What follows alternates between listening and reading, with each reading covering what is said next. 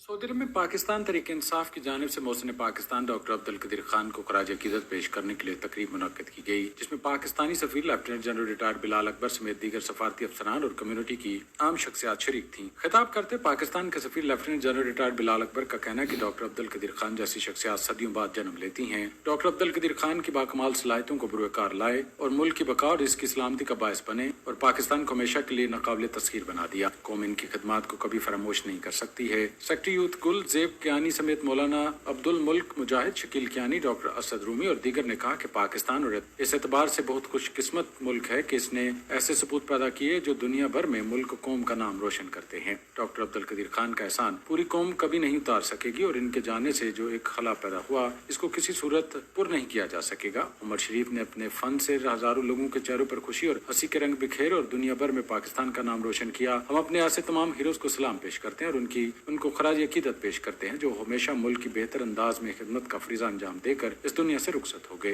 Rana Azeem, SB news, Saudi Arab.